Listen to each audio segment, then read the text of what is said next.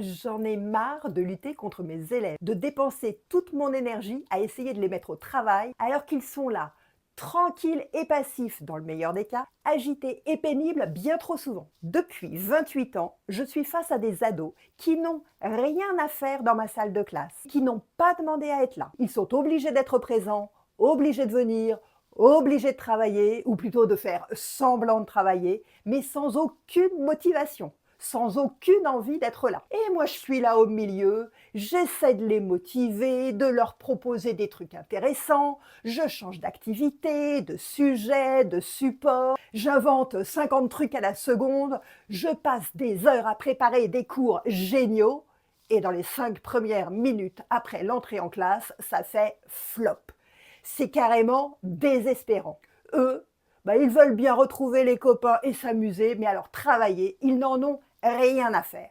Épuisée par ce constat, j'ai même fait un burn-out à force de ramer sur le sable sans aucun résultat. Et je t'assure que pour tenir le coup dans l'éducation nationale, il faut être sacrément optimiste, résilient et savoir prendre soin de soi. C'est pour ça que j'ai changé radicalement ma façon de faire classe et franchement, ça m'a changé la vie.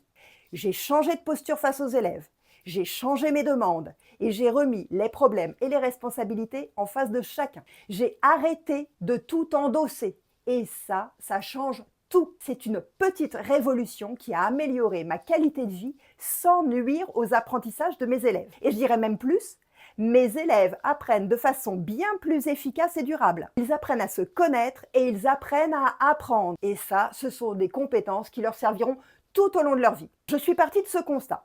On ne peut pas forcer quelqu'un à travailler s'il ne le veut pas et s'il met toute son énergie à essayer de résister, de s'échapper, de s'enfuir, d'éviter.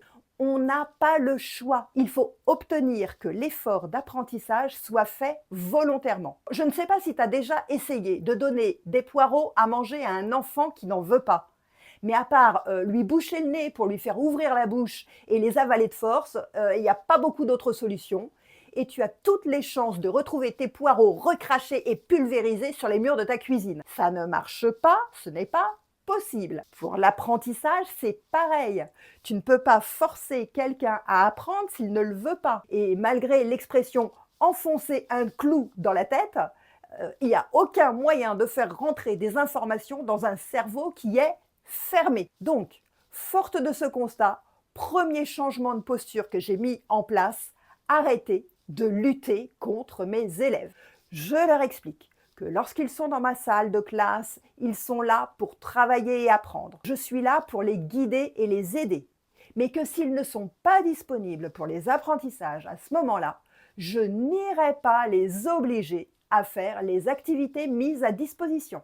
Tu as le droit d'être fatigué ou malade et tu as le droit de me dire que tu n'es pas capable de travailler aujourd'hui. Et pour être tout à fait transparente, je préviens aussi leurs parents que leur enfant s'est mis en retrait des activités pendant ce cours. Il n'y a donc pas de lutte et chacun reprend ses responsabilités. Un élève qui travaille le fera de façon volontaire et un élève qui ne travaille pas en assumera le choix. Évidemment, je suis là pour accompagner tous mes élèves et lorsqu'ils veulent se mettre en retrait, je vais les voir individuellement pour essayer d'en comprendre la raison. Qu'est-ce qui ne va pas aujourd'hui? Je suis fatiguée. Et pourquoi tu veux pas faire cet exercice? C'est trop difficile. Et si tu faisais juste celui-là pour commencer, tu pourrais juste le recopier? Le copier une fois? Oui, c'est un début, c'est super. Et après, tu me le montres. D'accord. Quand ils ont accepté de le faire, c'est une décision qui vient d'eux.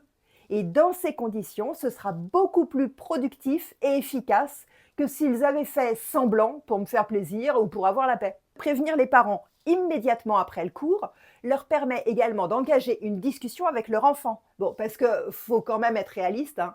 Pour des collégiens, avoir un prof qui leur dit « Vous avez le droit de travailler et le droit de ne pas travailler, c'est vous qui choisissez », c'est quand même trop beau. Et donc au départ, il y a une forte tendance à choisir la solution de facilité et j'en ai un paquet qui arrive et déclare tout de go « je me mets en retrait ».